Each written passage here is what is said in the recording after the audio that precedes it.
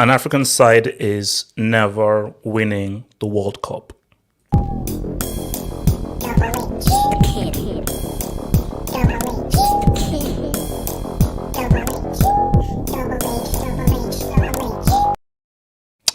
So some people may find that statement that I said shocking. They may find it shocking, they may find it wild, they may find it even slightly offensive. But I feel that we have to be honest here, because I don't subscribe to Disney Plus. I don't subscribe to fairy tales. I subscribe to the reality. And the reality of the matter is, if anybody truly believes that an African side is even close to winning a World Cup, you are deluded. Sorry. It's real. It's real. Like, if you really believe that an African side, because football is about quality, it's about technique, it's about being good, it's about doing the right things well. And when you just look at how good these other teams are in the world, whether you want to look at France, you want to look at Spain, you want to look at Portugal, you want to look at Argentina, you want to look at Brazil, African sides are almost light years away. As I said again, in our lifetime, we are not seeing an African team win the World Cup. Sorry. Like we just have to be real here. We just have to be real with it that it's just not going to happen. Because guys, the quality that I saw today in this game was atrocious. It was absolutely flipping. It was a disgrace. Now, I don't want to name any names, but someone even told me that in Nigerian Twitter, they watched about 30 minutes of the game and they switched it off. And I was like, bro, I don't blame you. I don't blame you.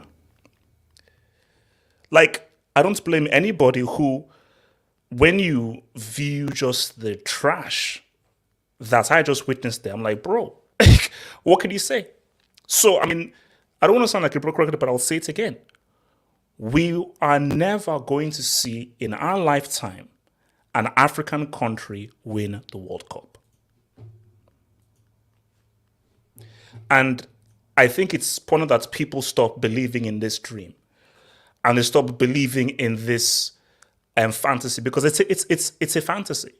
Because you see, on one hand, you want to support your country, Nigeria, blah blah blah, Nigeria, you're doing your thing and so blah blah, and it's good to always to throw support, but I'm not a mindless, moronic cheerleader.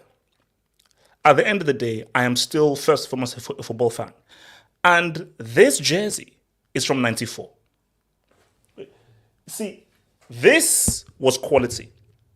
These were guys who could win a World Cup. These were guys who could do something because they were good. They were good. These guys aren't good. Because my thing is that I know it's a Ghana-Nigeria thing that I'm going to talk about Ghana-Nigeria, but I think this is a wider topic and a much larger topic because, guys, this is World Cup. We're in World Cup fever right now. It's a World Cup qualifications. And obviously there's a World Cup draw happening on Friday. So it's important that I talk about, because it always comes around, especially when you talk about the World Cup of Africa's chances. And the reality is the individual quality in Africa has gone down by a hugely large amount. Shockingly large amount. Now, people could say, oh, if Africa is not so good, why should they get more spaces? Because it's a World Cup. Because it's a World Cup, people should be given more spaces. This is like a World Cup is a World Cup. It represents, this is the best from your continent, from your continent. Now, what if they go to World Cup and they get thrashed? It is what it is. But a World Cup has to represent the best of the world, of the World Cup. So the best of here. But my key question is not about how many sports go to which places, is who can win this trophy. And I've been trying to explain to you people that it is impossible for Africa to win this. Because not only has the quality gone down, but a lot of the amazing individual quality has now gone to Europe. Shout out to Miss B Nation. He's from DR Congo. DR Congo, they drew today against Morocco 1-1. And he showed me the team that DR Congo could have had if these guys didn't go to Europe. And that's the issue. Bro, why are France so good? Zidane is Algerian. He's Algerian. Benzema is Algerian. Kante was in Mali. Kante right now, he's currently in Mali right now, visiting his freaking hometown. So a lot of France's best players originally are African. So if Africa's best individual talents are now leaving Africa because once an African is quality and good, they feel their best chance of winning a trophy is with a European nation, like whether it's England, Belgium, France, what chance do Africa have? What chance do Africa have? Hardly any. And you see, when you look at this game here, man, with Ghana, it's very simple.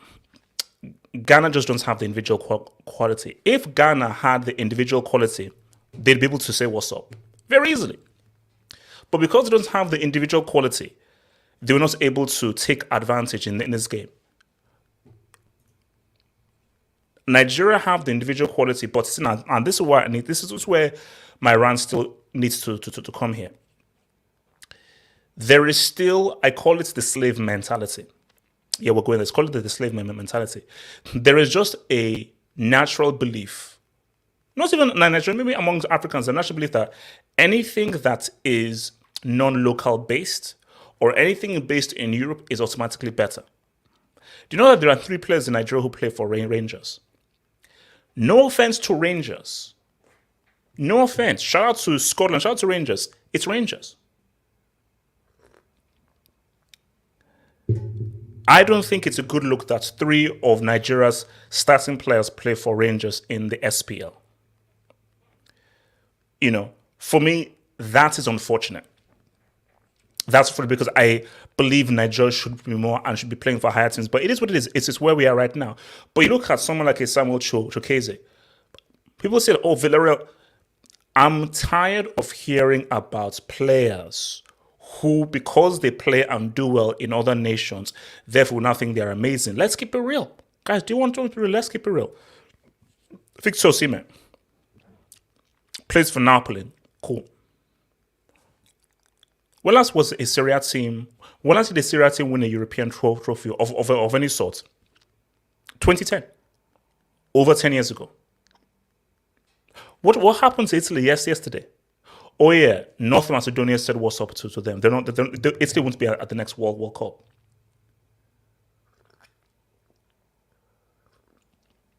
So, Osimhen playing for Napoli and being amazing for Napoli and scoring loads of goals for Napoli, what does that mean? Lukaku did amazing for Inter Milan. Look at where he is now. He's a classy break. Chiro, the immobile one, he's top scorer right now in Serie. The guy doesn't know his left from his right when he plays international football. So my thing now, we need to stop bowing down and sucking up to players who play beyond. Because what I always say, and this is what I said even before the game, I don't care whether Ghana have no-name guys. One of the best guys on that pitch was Efenijan, a 19-year-old that no one knew about. Also was about to know Osimhen, Moses Simon, Chukwueze, Oribo. But this unknown guy who knows about 19 years old, Efenijan, was one of the best players on the pitch.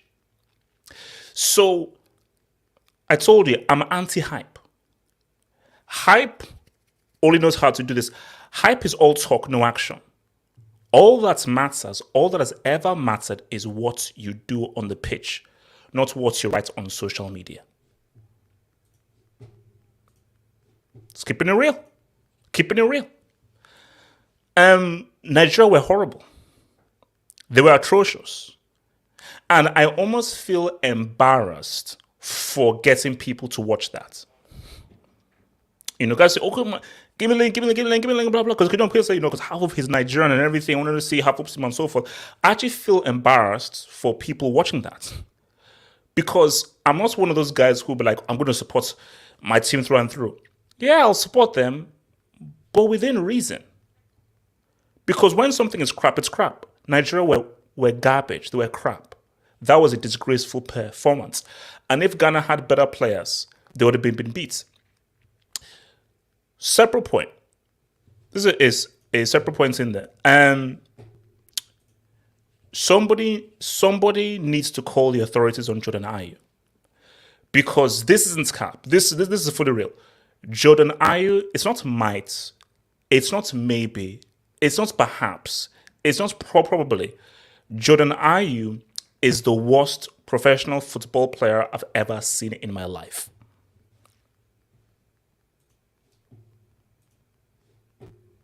That's real. He's the worst. It is, because when I see Jordan Ayew playing, I'm like, you're stealing money. This is crazy. And I'm saying that, how did he make it and I didn't make it? Because I need to know, how did Jordan Ayew make it to professional football?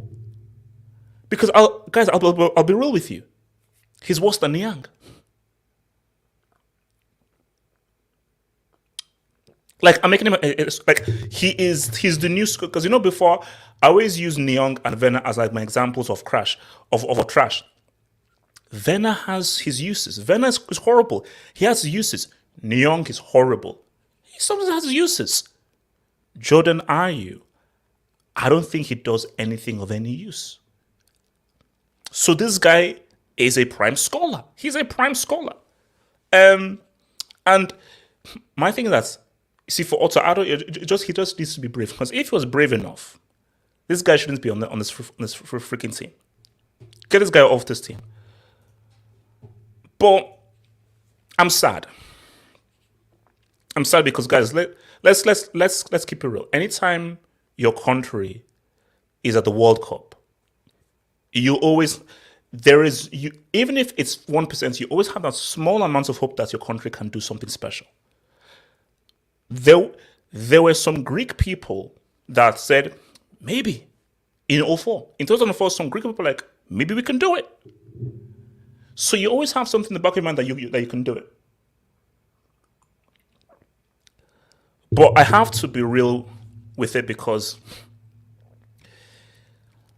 you have to be realistic here. I have to be realistic here, because I know that, you see, there are people who buy into Disney Plus and want the fairy tale story. It would be such an amazing fairy tale story if an African side were to win the World Cup. It would be amazing. Like, bro, the whole world was enthralled when Ghana went on that run in 2010. Although most of the games they won were actually via penalties and so, but that's one side. But everybody was enthralled. But I think the reality, though, is you can try and buy into the fairy tale and keep on getting disappointed, or you can just take a step back and be like, can the African sides truly compete with the South Americans or the Europeans? Because what people need to understand is football is still football. Football is still football. Now, because football is still football, anything can happen in any given game. Like, look what happened with Greece. What happened with Greece are never going to win another major trophy ever again. So what happened with Greece was the stars just aligned. They had the right manager, the right team, and the stars just aligned. But the issue is, the game has advanced so much. Players have improved to such a level. But the key thing here is this. There has been such a reduction in quality from African players and African teams and so forth. I find it hard to make an argument for an Egypt, a Senegal, or so forth, because again, this is the question you could ask yourself. Question: do you really believe? Don't fairy tale. Do you really believe an African team can win the World Cup? That's the question you could ask yourselves. Whether it's be an Egypt or a Senegal or an Algeria or so forth, if they're in a quarterfinal or a semi against Spain, against France, against Argentina, against Brazil, against Belgium, do you truly believe in those tight games, where there's those tight margins, an African side can beat those teams? If you're real with yourself, the answer is no. The answer is no.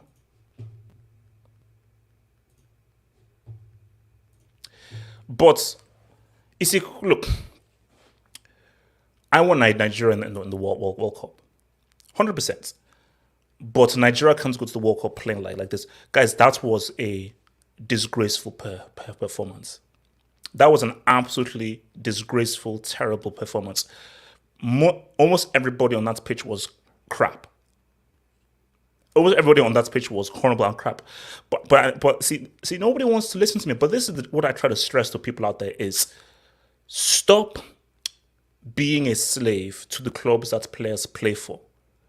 Play the best, most functional team. Not try and force in all of the individuals who play for these European clubs. Because what a government has to ask himself is, does Osimhen work for this team? Does Chukwueze work for this team? Does Samuel Moses work for this team? Does Ayew work for this team? Does Balogun work for this team? Does Tunisia work for this team? Question every single player because and this is very similar to Ghana as well. What you have is, oh, he has to play. No. Nobody has to play. People have to deserve to play. People have to earn their rights because in any case, see, the days that we had this dude here, oh, he has to play. Oh, he has to play. Like, this dude here has to play because he's one of the most talented football players of all time. So when you have a guy like this dude who is one of the most talented football players the game has ever seen, oh, he has to play. Nigeria don't have that. There is nobody on this Nigerian team who is generational. There's nobody on this Nigerian team you can call the most talented player in their age group or in their generation. Nobody. So when you notice that it has to be a full-on meritocracy. There is no, and that's where Nigeria are at right now. The days of Amokachi, Amunike, Uche Okechukwu, Okocha, Kano Wankwo, Babayaro, those days are gone when you have guys where, oh no, these guys have to play.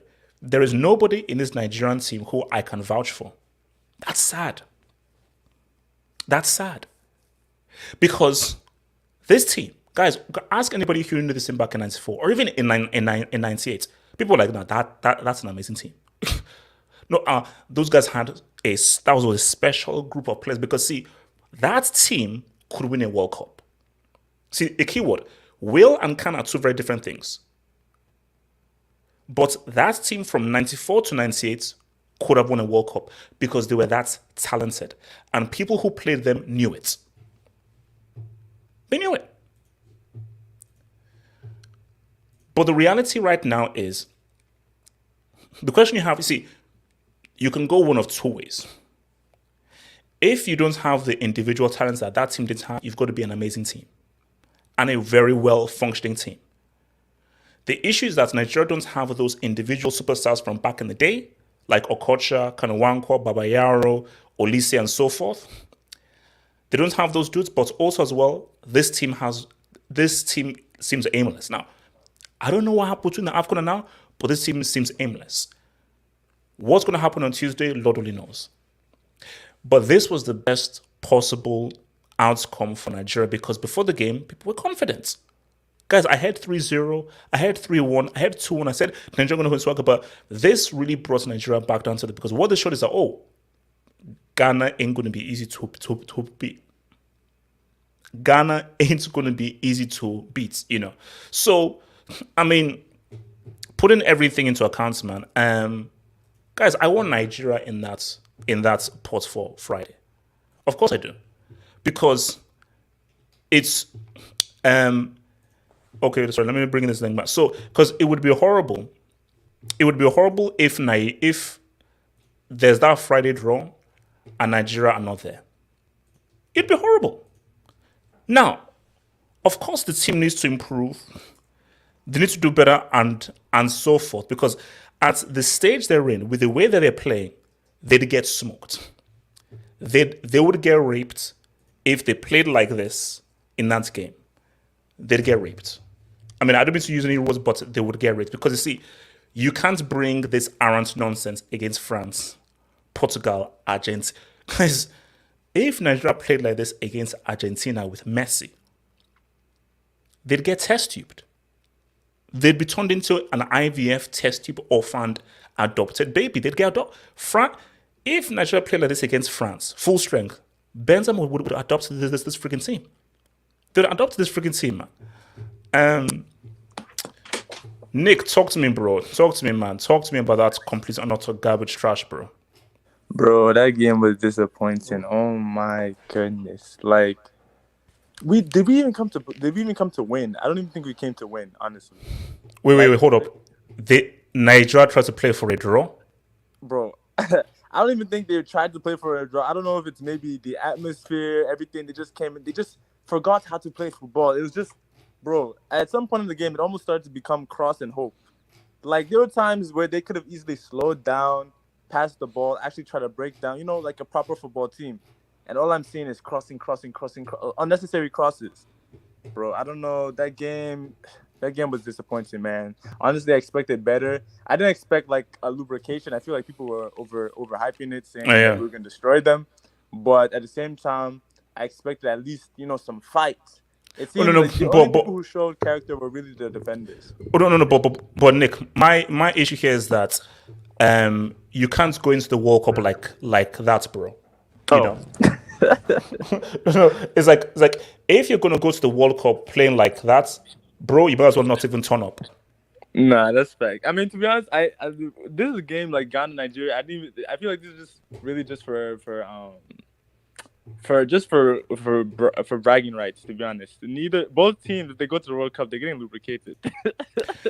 You they're see, not you they're see, not sniffing. They're not sniffing a World Cup it's quarterfinal. You feel me? no, you see, that's what I was trying to tell people, and people think that I'm just being harsh or thinking like I'm just being real. Like an African team is not sniffing a World Cup, bro. Like Exactly. the gap in quality is too great. So support your country, get behind your country, and so forth. But realistically, an African side is not coming close to a World Cup, bro. They're not, and because what I say to guys is that not only is there reduction in quality, all the best African talents are now going to European teams. So what chance do you have if your best individuals can't say what's up? I told you, I was saying earlier, DR Congo could have an amazing team. DR Congo could truly have an amazing team, but because all of their best guys are not playing for European nations, I mean, what are they supposed to do? Um, what's it called? Before I come to you, Barry, let me just take these. Let me just take these dubes here, man. See what these kids are saying. So from Chris, I want my 90 minutes back. Bro, I wish I could give them to you, bro. Again, all I can say is I apologize, bro. I apologize, because that was nonsense. And that was complete and utter crap. It was crap. It was crap. So I would just say sorry. David, Eguavon low key overrated. I don't think anybody's overrating him. I don't think anybody is. But I'll be real with you. Eguavo didn't get it right in this game. I think from the lineup, the tactical setup and so forth, he didn't get it right. And he has to make some big decisions because for me, I will know what he's made of if he drops Chukeze on Tuesday because Chukeze has to be dropped because I will respect you as a manager and a coach if you don't allow that whole I play for this club in Europe to really sort of hold sway because that stuff is pointless, man. And because hold on, let me just. It doesn't really matter what club that you play for. How well do you play for your current team is what is always key. Toby Olokere says, felt I was watching SS3 versus SS. Guys, that game was really bad quality. I mean, I'm sorry, man. Guys, we have to keep it real. The football was bad. The football was, which is It why, was dreadful. it was bad, man. Because see, my thing is, look, you have to just keep it a stack. You can't be like, oh no, we have to be protective of Africans and African football. No. We have got to keep it a stack. For African football is of very low quality now. It's of low quality now. Like Senegal, Algeria, but there's not a truly high tier proper quality team, and the quality just ain't there. Michael talks football. Thank you for the dub, bro. All CAF matches today reminded me of match day one in the AFCON, when it was cagey matches and no one wanted to take risks. No, look, I think there's even much more as risky. See, there shouldn't be. It's being cagey on your first in AFCON doesn't make sense because look, there's more of a margin of error, but because these are two legs, hence why you hope that second leg things will open up. But who knows? Because I think I was looking at the results. It was 1-1, 1-0, 1-0, 1-1, 0-0. Very low scoring. I don't think a team scored two goals in any of the matches today. Nobody scored 2 goals. But my thing is that you have to say to yourself that is it cagey or is it that there's such a lack of individual quality in African football now? Because it wasn't always like this. Like back in the 2000s when Cameroon had Patrick Mboma, Samuel Eto'o, and so forth. Nigeria had their guys, and that's just the issue. The days of whether it's Eto'o, whether it's Amokoche, whether it's Amunike, whether it's Patrick Mboma, these truly amazing individual players, they're not there anymore. You can't name me many truly amazing African talents apart from maybe you say Salah, Mahrez, and then maybe you can say Aubameyang and so forth. Barry, talk to me.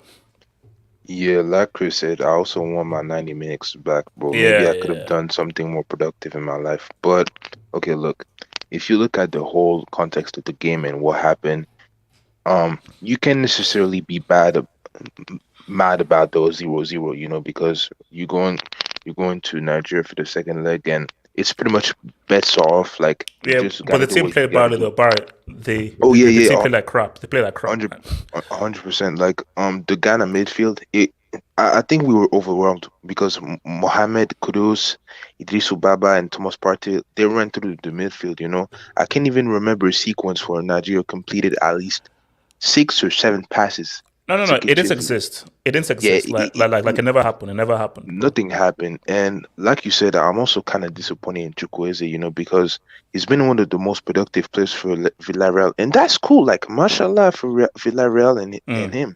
But I also need you to perform for Niger, So, yeah, man. We're going to have to do a lot of...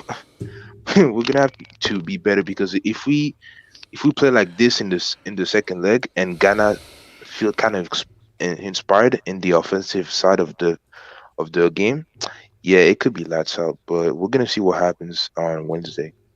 HH. Yeah. Can we talk about that one-on-one Moses Simon missed? Look here. Here's the thing there. Like now, it's a 1v1. Things happen and so forth. But let's be fair. Do you know that keeper plays for Swindon Town? I think Swindon Town are in the 4th tier of English football and so forth. That situation, you have to put it away, bro. If you're playing for a team in Liga and so forth against a keeper Swindon Town and you have really had a clear 1v1 all the time in the world to pick your spots, you have to put that ball away.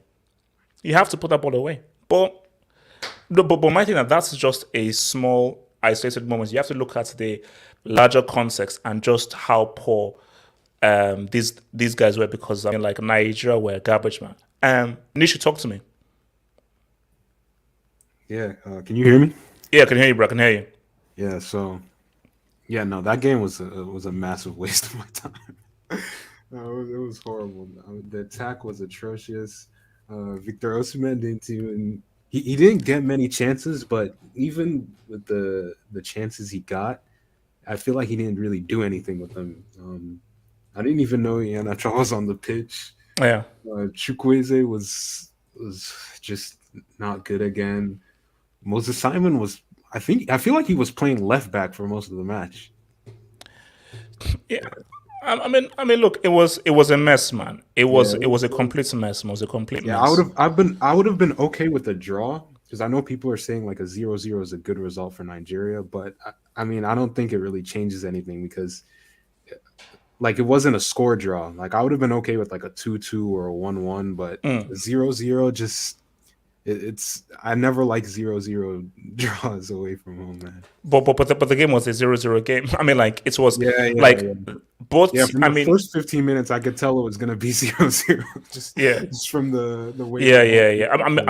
I mean, it's like the quality wasn't good. Like, and you have to be real. Like, I mean, it may sound harsh and so forth, but bro, like, I wouldn't mind having that 90 minutes back, man, because like it wasn't good, bro. Yeah, no, it was bad.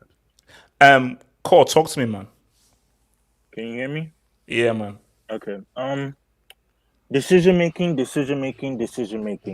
Very, very, very poor from both sides. Decision making is absolutely dreadful because it's like I'm not even gonna hold you anything. I'm gonna talk about my country. it baffles me.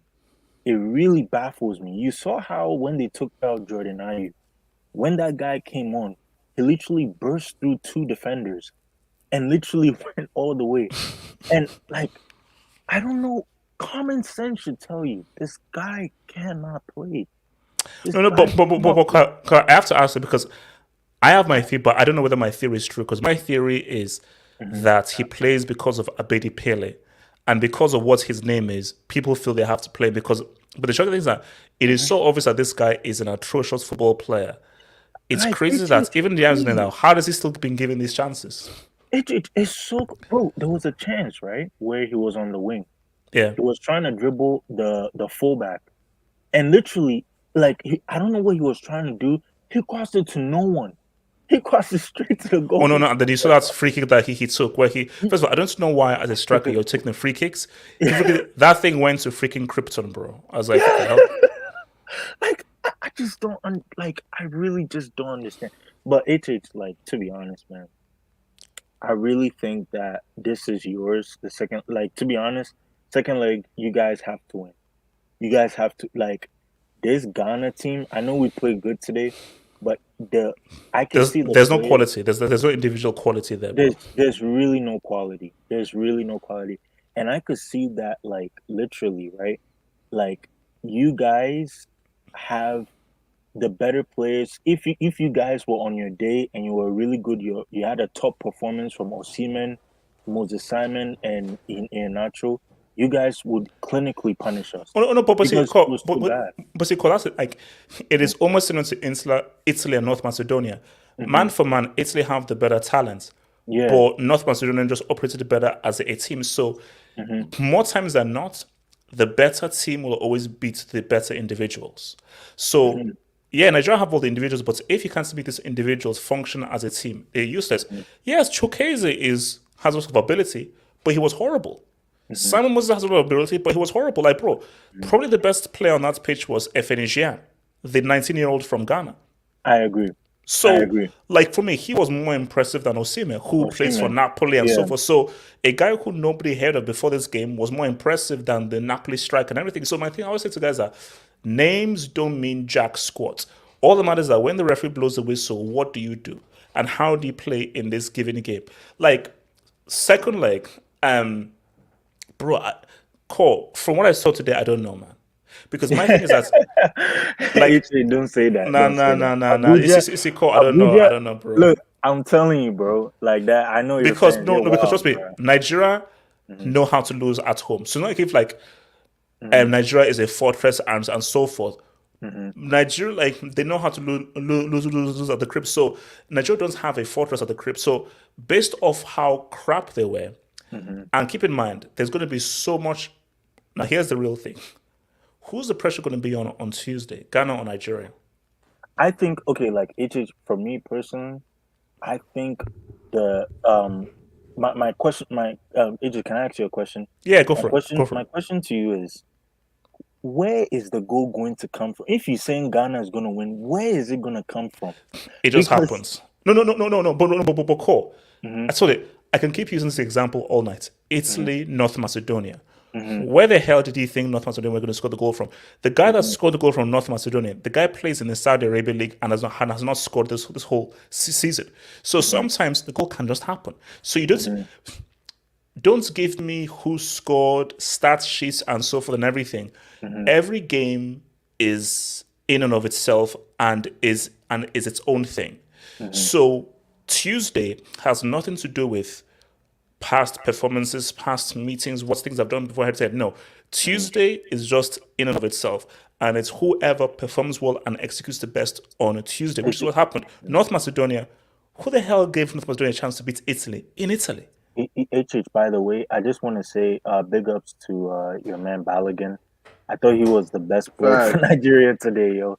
Like, I'm not even gonna hold you. Like, defensively, like, if it wasn't for him, William and Tristan Kong, like, bro, like, I think we would have scored you guys. But to be honest, very good game. And I'm gonna say this personally, HH, your coach is so like he was making some bad substitutions, yo.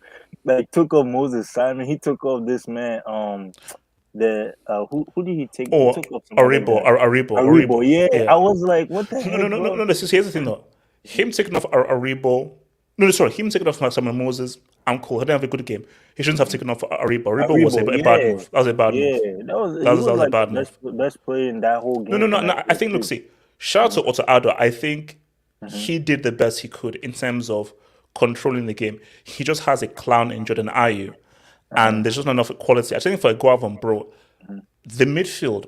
I mean, come on, bro. Like, that midfield was going to overrun, bro. I have a question to ask you. Yeah. And this is my problem with the African football in general, is because you get someone like a coach like this, if you give him the right to bring the right players in their lineup who should start the game, right? Aguavon is the same thing. He doesn't have the power to select the players that he wants because he's under the Nigerian board, and it's the same thing with the Ghana FA. Otoado is under the Ghana FA board. So if you don't have that freedom to select the players you want, how can you be successful? That's my problem with African football. And I think, but Cole, beyond just what I was saying is that we have to stop this believing in this dream of an African team winning the World Cup. Cole, whenever seeing an African team win the World Cup, it's never happening. I agree. It's never happening. Yeah. Because my thing is, you can have hope and all that kind of stuff, but football is still about quality. Yeah. It's about individual quality. Like, bro, like when you guys had Abedi Pele, Yeboah, Eze, and so forth. Okay, boom. When we used to have Amoguchi, but when if all Africa has is Mahrez, Salah, and Aubameyang and so forth. I mean, what do we say? So there isn't a team. There's not an African team who have like 3 or 4 truly top tier players. There isn't one. Yeah. And if you don't have that, what are you going to do? Like, you have to be real. The quality of this game was not good. It was trash. It was trash. I ain't even gonna hold decision making poor.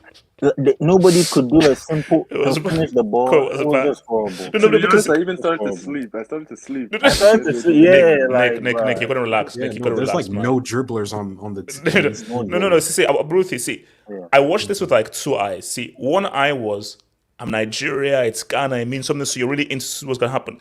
Yeah. Then the other set of eyes are my football eyes, and my football eyes was like, this is crap. It's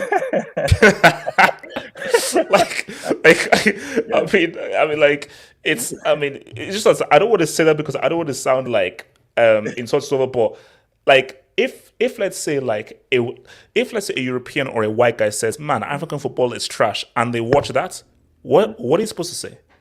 Yeah, but I want to say something too.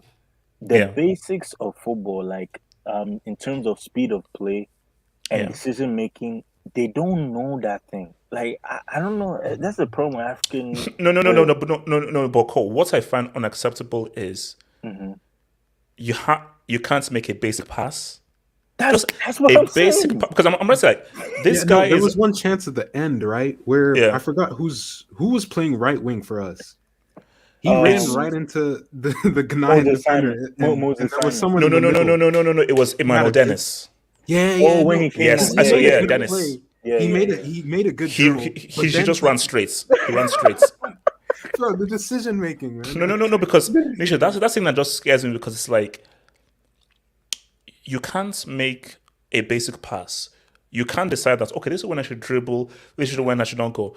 Bro, at a point, all you were seeing was just long balls being hit. Like, as someone said, bro, it's like watching like under 10s or under 15s play.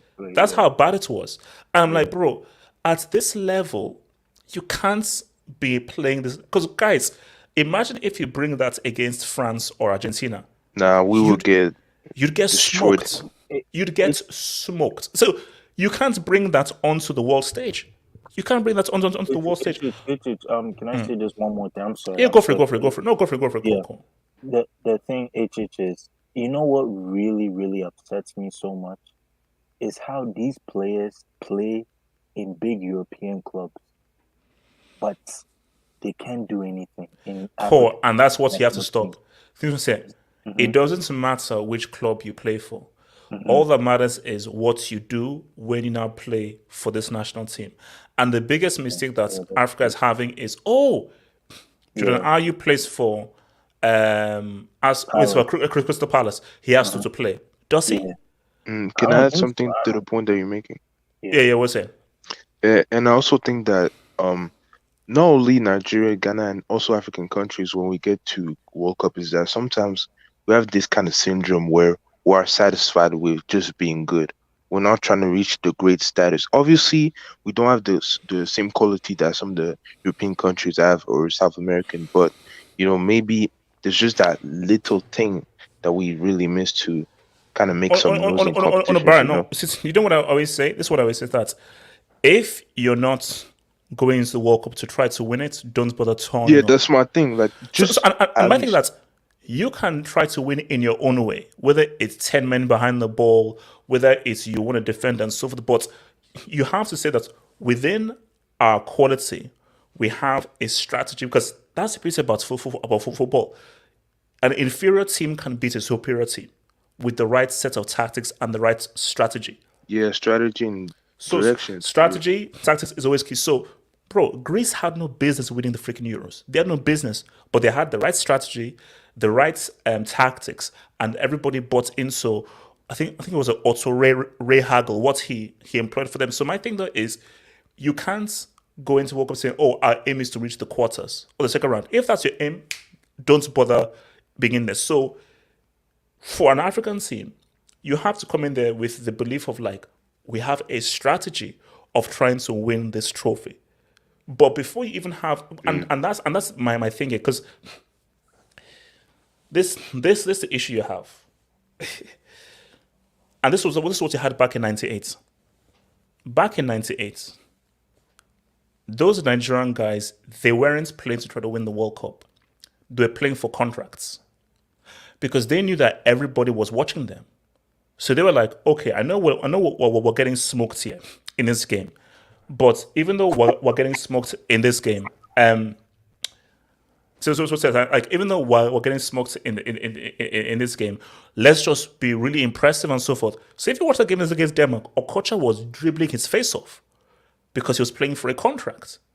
So the issue that you may have sometimes in these games is like, one of these players like, man, let me just play and do my own thing as an individual and so forth. But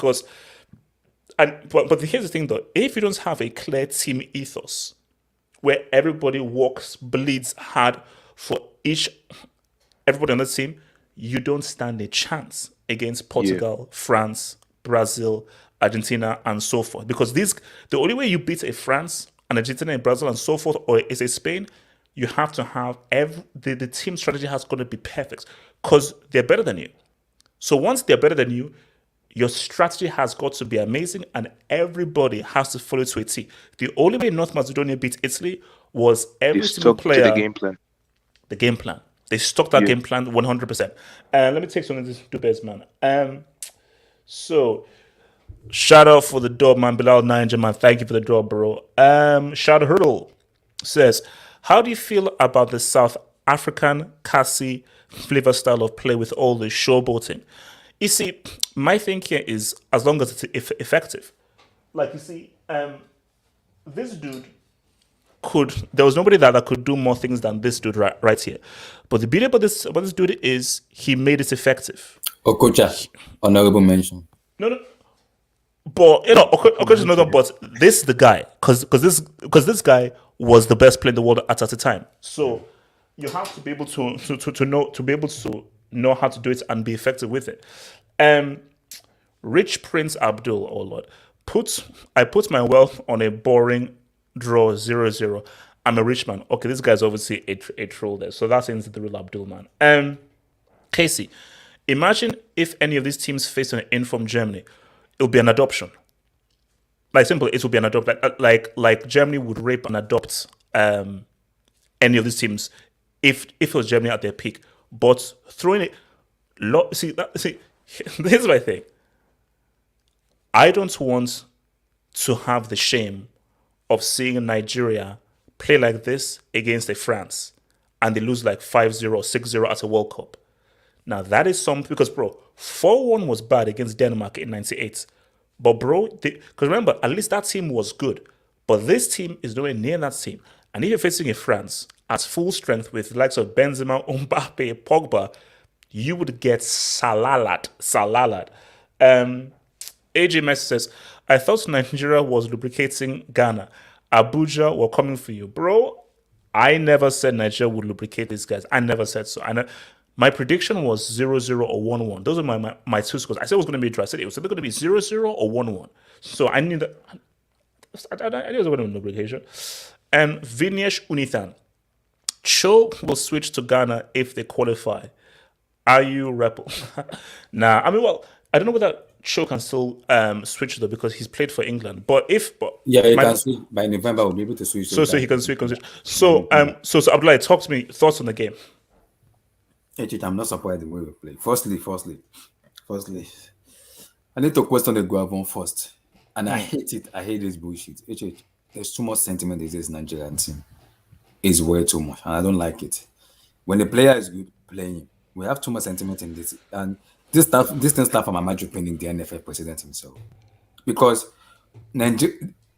every country needs to give the manager time for them to do whatever they want in terms of player lineup. But there's sentiment in this team that managers are not given the chances to choose a player they want. Iguavon has been found out, and it's been found out since AFCON. Kelechi Iheanacho, Chukwueze, and Moses Simon, those are sentiment players. I do not want them to see them again play national team football anymore. I'm done. Those three players I just mentioned should not represent Nigeria. But like, the issue is we know what the problem is, and this problem will always persist. Names will always force their ways. Why is Igalo even in the squad? But the issue is that why? No. Because the issue is if you have a name and if you're liked, it's what happened. Like, bro, remember there was a time when they said that there was a quota for Hausa people and so forth. That you have to have a certain number of Yoruba and Hausa people in the team. I was like, no, it's the best 11. But I said, nope, you can't. You must have at least 3 or 4 Hausa or 3 or 4 Yoruba people in the team. And so once you start bringing these things of like, this guy has to play because he has to play because he has to play because no, this guy has to play because he's the best player. So if you don't have that, see, if you don't even have a thing of a meritocracy, the best possible team, the manager is king, how the hell do you think you can do anything at the freaking World Cup? Like I said, in the second leg of Tuesday, I want to see this front three. We need to unleash them in Abuja. Victor Osimhen, Emmanuel Dennis, and Ademola Lookman. That is the front three I want to see come Tuesday. Anything apart from those three, I'm gonna get so mad at the Guavon. That is the front thing I want to see. Emmanuel Dennis, Victor Osimhen, and Ademola Lookman. That is it. I do not want to see that idiot called Moses Simon anymore in my entire life. It should be brought back to the bench. We need to stop this thing. Yeah. No. You know what? I wouldn't be mad if Simon gets given 45 more minutes. Chukwueze should be dropped. He should be dropped. Yeah. My thing on Simon is 45 more minutes. You have 45 minutes to prove yourself. If you can't do that, we hook you off. Chukwueze, you shouldn't see the pitch. You shouldn't see the pitch at all. Because I can't remember the last time that Chukwueze had a good game for Nigeria. Yeah. That's the thing. At least Moses, he was good at the AFCON. Chukwueze, I can't remember the last time you even had a good game. So Moses, you were bad today, you were crap. But you know what? I'll give you 45 minutes. If you can't play well for 45 minutes, you get hooked. Chukwueze, you're not playing. Exactly. And also, I think we missed Wilfred Ndidi. We missed Ndidi in that match. Oh, for sure. The Ghana was kind of going through the midfield. They were not even playing through the wings. It was through the midfield. And when you have a player like Onye Ndidi in that match, it's a good. And I also blame Guavon too. It's tactically naive because you have Onyeka in the bench who can play as a DM. Why don't you play Onyeka? It can play as a DM. He can sit, and both Etebo and Aribo can go front. Onyeka can sit. Why you putting Onyeka at the bench and playing Bonke? I know you want to play Bonke. I understand, but you have a player in Onyeka at the bench. Play him. That's what I'm calling about sentiment. Because now you have Amunike as assistant coach, in which you guys have a correlation together and talk together.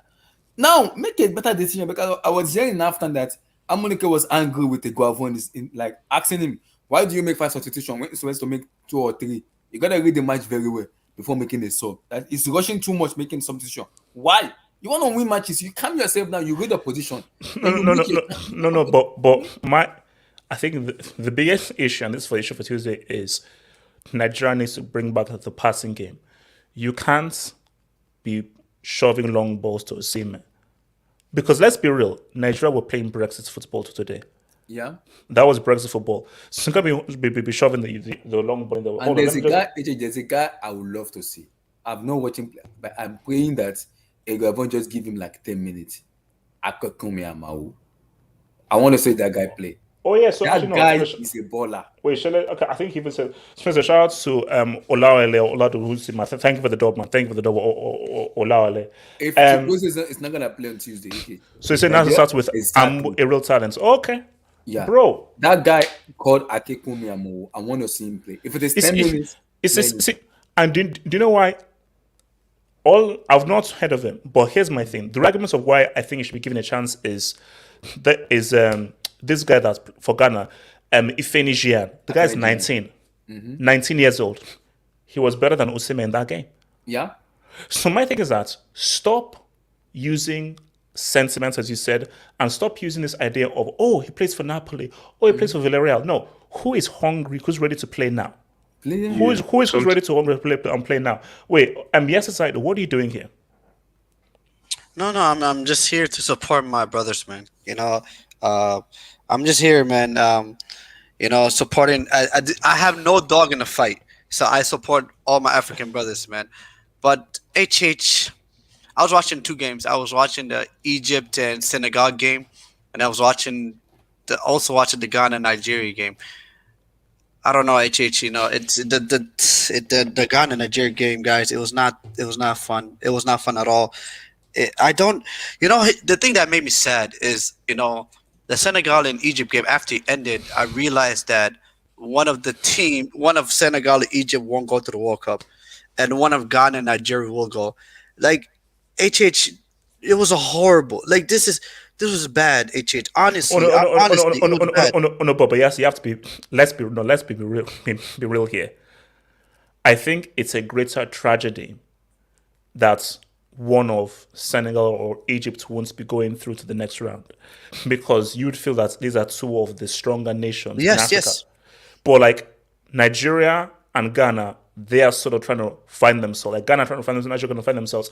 Because let's mention, like, Senegal are the defending AFCON champions. So if and they're down 1-0. So if it's a case of where Senegal won't be at the World Cup, that's already Africa now, because now the best in Africa won't be represented. Yeah, exactly. That's exactly my point, HH. And that I don't know, that in a way that makes me really sad, because at the end of the day, I have no dog in the fight. My the country I'm from, I don't know if I'll ever see him in a qualifiers, let alone the World Cup. So I always support all my African brothers in the World Cup, because it's Africa. But at the same time, it's just like you said, it's just sad, man. Like, you want the best of Africa to be there, That's just my, what I mean? No, but see, yeah, so we have to be real here. Like, we have to stop subscribing to this Disney Plus. In a lifetime, an African country isn't winning the World Cup. It's not happening. No, but HH is I don't know.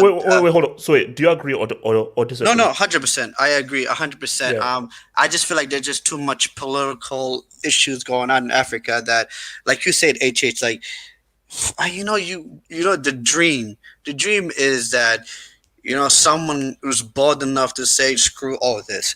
I'm going to get the best players, the best Nigerian players, regardless of where you play. I'm just going to get the best talent, get the best players, and I'm going to showcase that. Well, it doesn't matter if you're Victor Osimhen, it doesn't matter if you're Chukwueze, it doesn't matter this. If you in merit, if you're a better player, you will play. You will wish that's what you wish, and it could be some random kid from the road, but that's extremely talented that gets an opportunity of a lifetime. It might be him.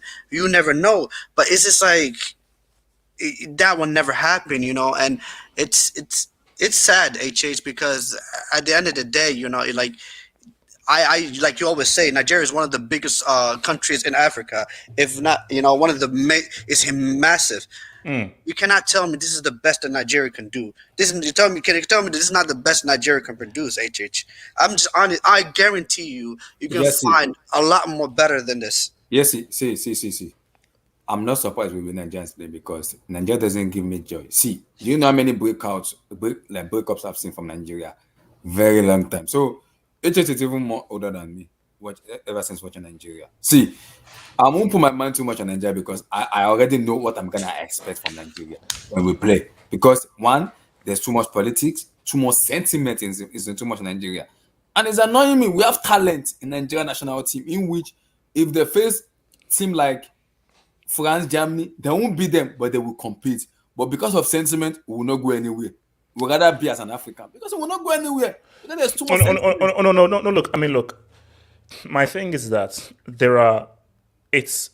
Nigeria can produce an amazing team, and you can't tell me that those 11 guys are the best. As Nigeria is the most populous country in Africa. That's a fact. So they have the largest population in the whole of the continent. And for people that have the largest population in the whole of the continent, where football is the number one sport, you can't tell me that those are the best 11 players. You can't tell me that guys like Chukwueze and Iwobi are part of the best 11 players in a country over 200 million. You can't tell me that. But the issue is you need the institutions, you need the coaches, you need the scouting, and you need a setup that helps to foster this talent. If you go to Nigeria, right, and that's the issue right now is that do you have coaches from under 10, under 12s, under 15s, under 18s who are guiding them through stage by stage by stage? So once they're already into the senior team, they can now say what's up.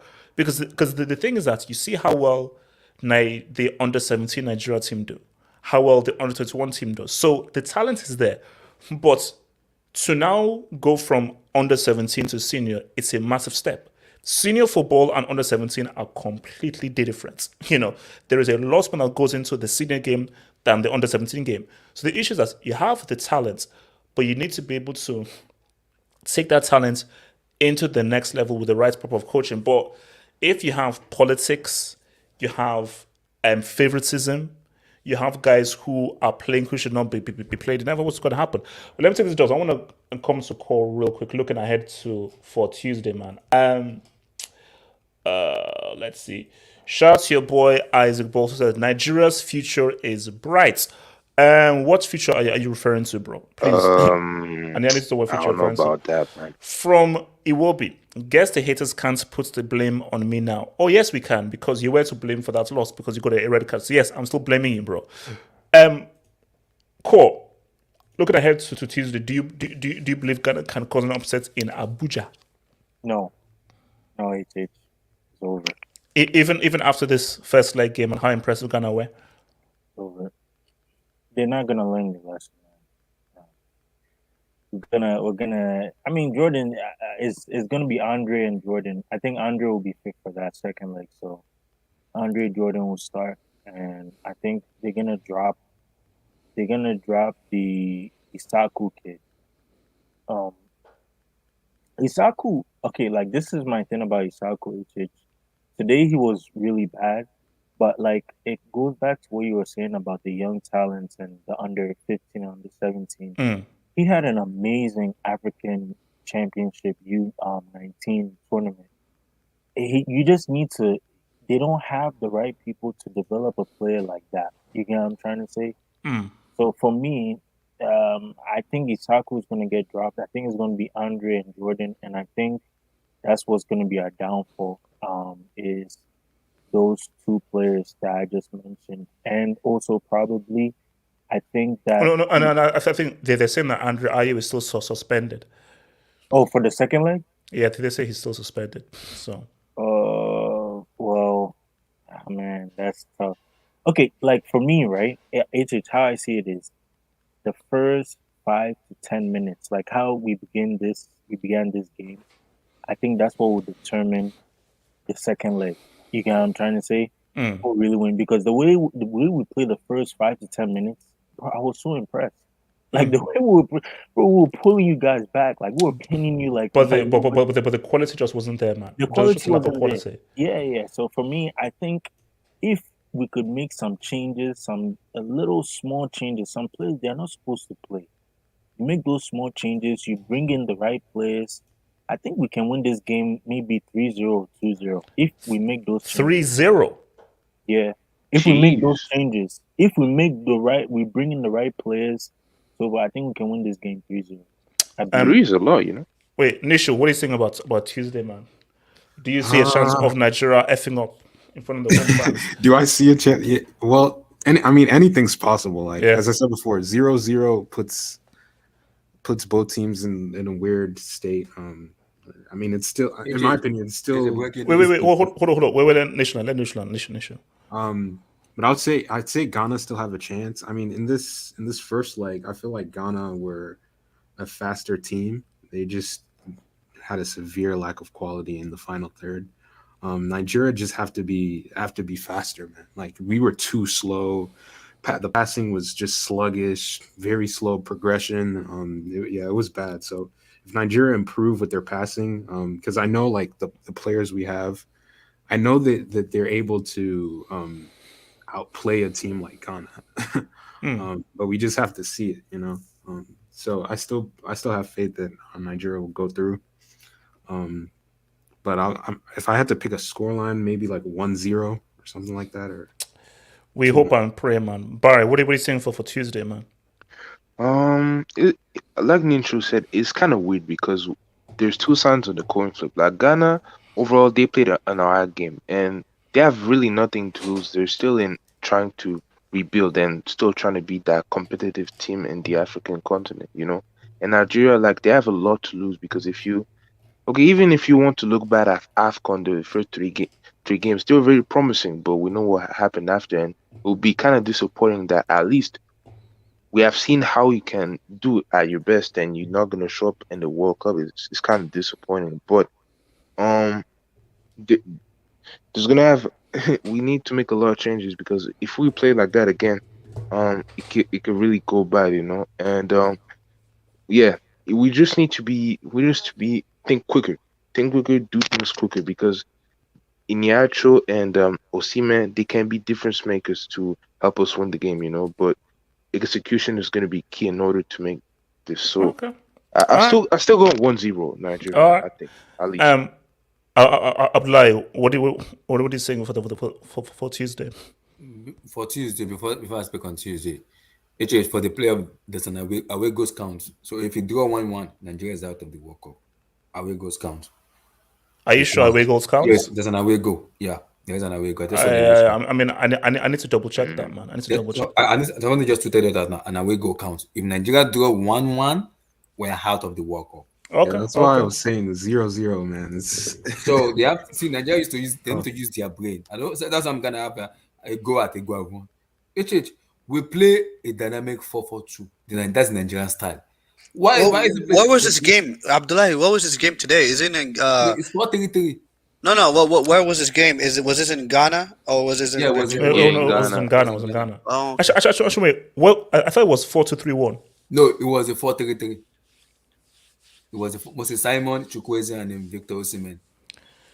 It was 4-3-3. And Nigeria is known with a 4-4-2 for me. See, I know. So look, I said what's happening on Tuesday, my friend. The problem what's is happening on Tuesday. If we go and play the right players in the right position, no sentiment, just play them based on their level of play. Like I said, I want him to unleash Emmanuel Dennis, Ademola Lookman, and Victor Osimhen. Just unleash those. And if they can be playing on the right players and we take our chances, Nigeria's gonna win 3-0. Okay, wait, let me hit this. I want to look at the other qualification games that have been played, man.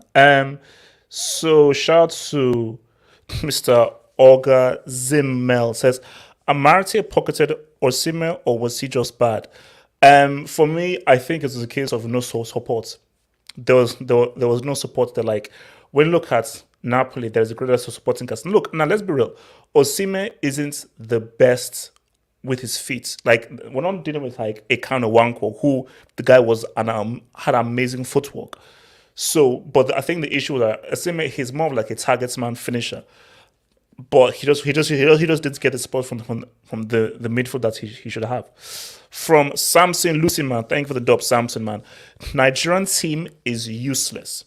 African group stage was a fluke. Nigeria cannot hold the ball for 2 seconds. Maybe Nigeria players are just below average. There is some truth to what you're saying here. Look, Nigeria's golden generation was from 94 to 98. Those were a very special group of players. These group of players, some are cool. There is not a single player on this team who would make that 94 or 98 team. And that's just facts. There's not a single player on this team who would make that 94, 98 team. A lot of the players on this team probably wouldn't even make the squad. So that just shows you how far it's fallen from now. There's some quality there. But what I say to myself is, are these truly the best 11 players in Nigeria?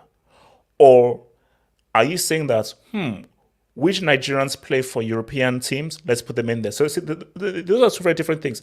There's one thing of like, these, we've looked through all the whole of Nigeria and so forth. This is the best 11 that Nigeria has to offer.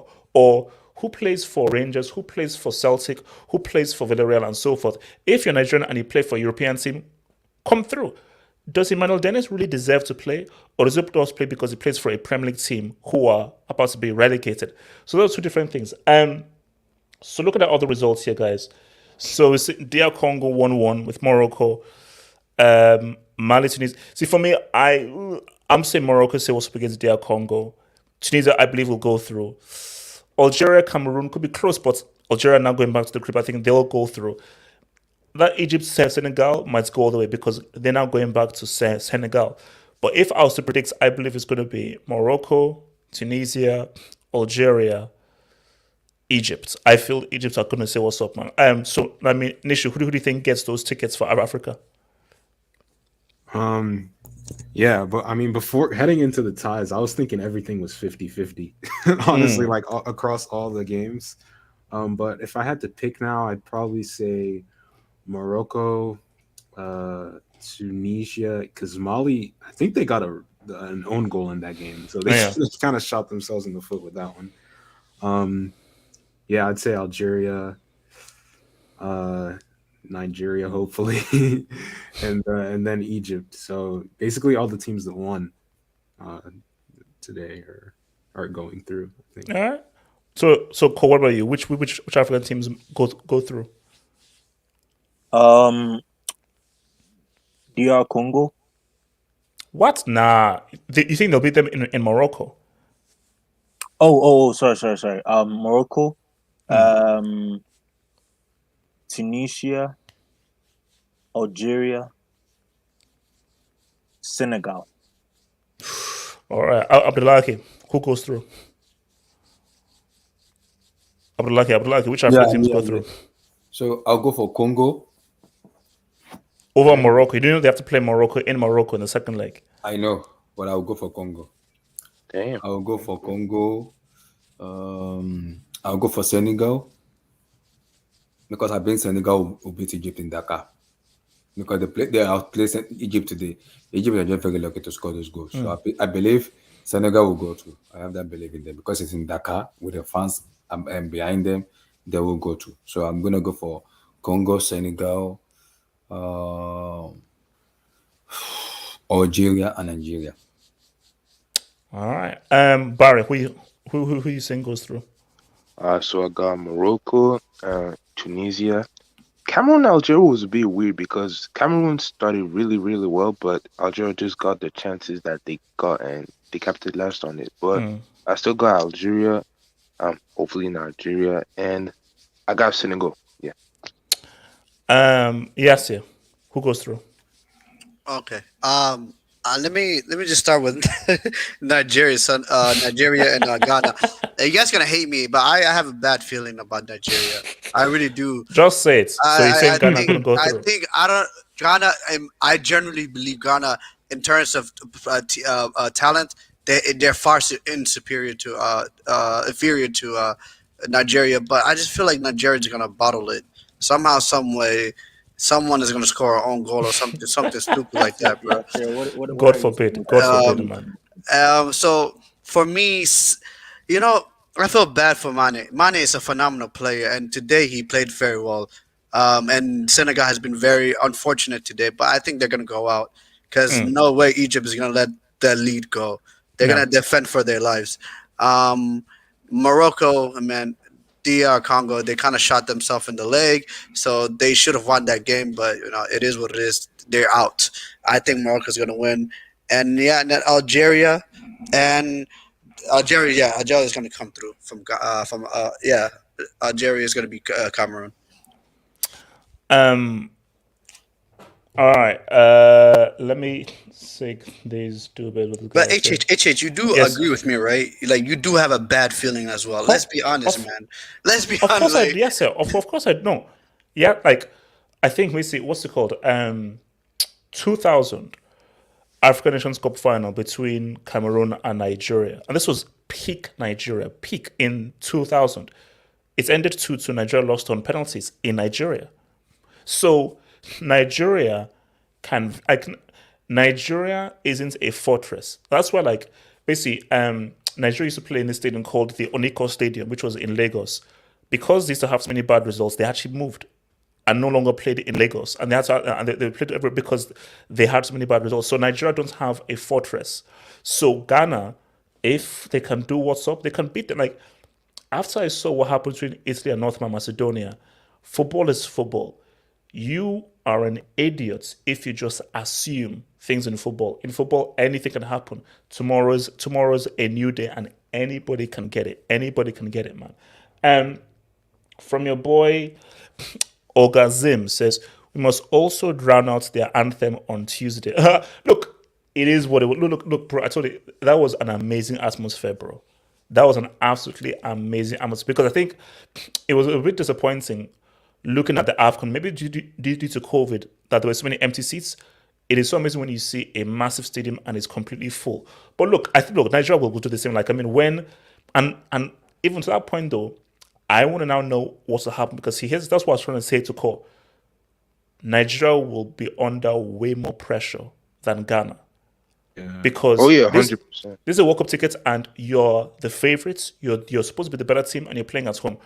Ghana, you're not expected. Like, for Ghana, this is supposed to be a rebuild. So Ghana are playing with no pressure whatsoever. Zero pressure whatsoever.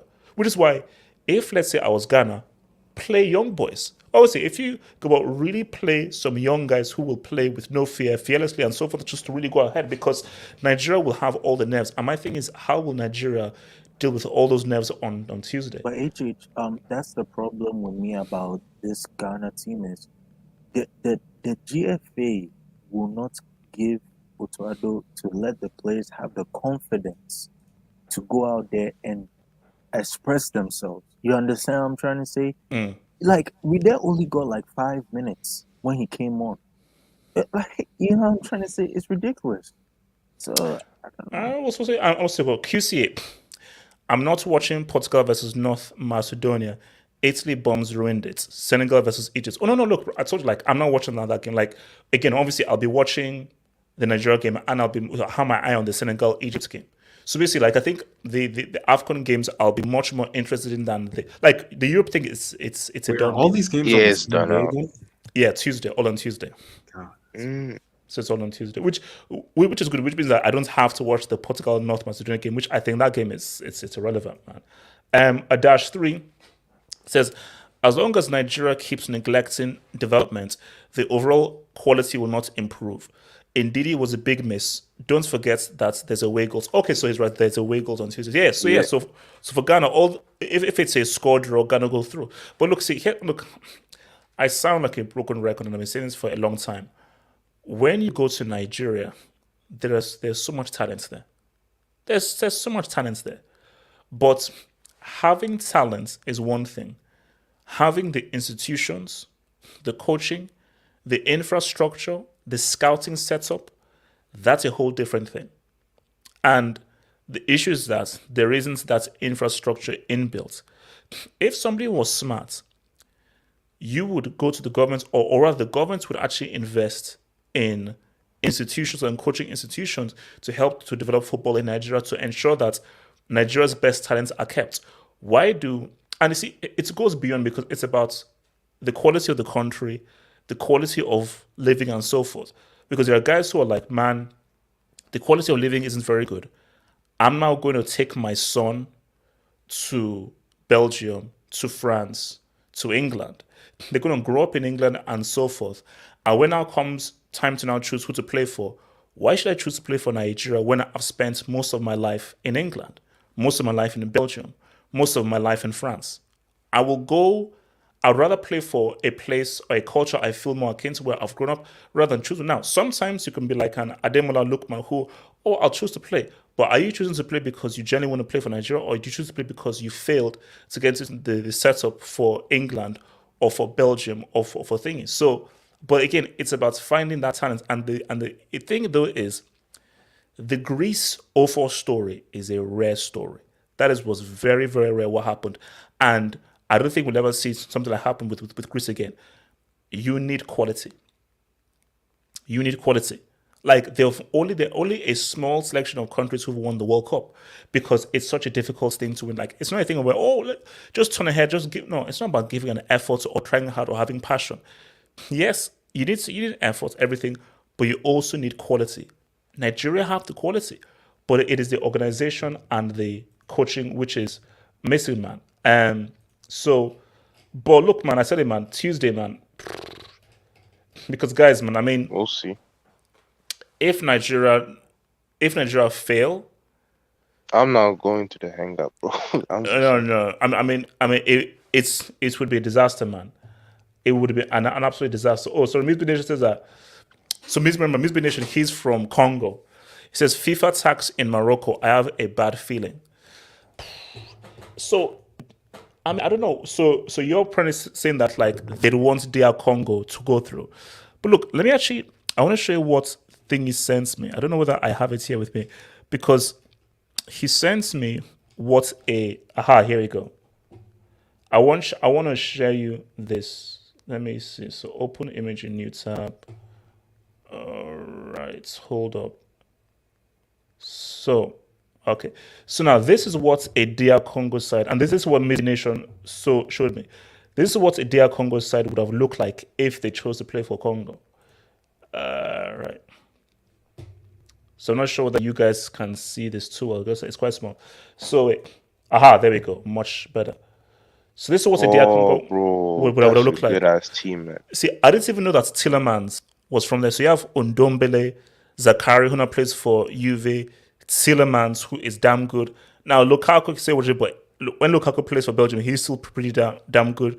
Mukiele, Nkunku, who's super highly rated. But now, imagine having a selection of these. Remember, not all of these guys have to play.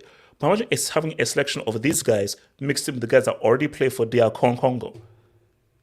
Then you'd have an amazing team. You'd have a truly amazing team, So my thing is that, and that's the issue that I say that it is almost impossible for an African side to win. Because not only do you have the structural problems and organizational problems, your best talents are in Europe. Your best talents are in Europe. And if you don't have those 2, 3, 4, look at how good Tillemans is. Look at how good Nkunku is. Look at how good Lukaku can be. I know how good Ndombele is. When Kimpembe wants to be, he can be good. So if you have these individual talents and you have the organization, in those games against a France, against a Belgium, against a Spain, that's how you win those games. You can't win those games if you don't have those 2, 3, 4 truly special individual talents. You can't. So, and also Kamavinga is a Congolese too. Shout out Splashnet.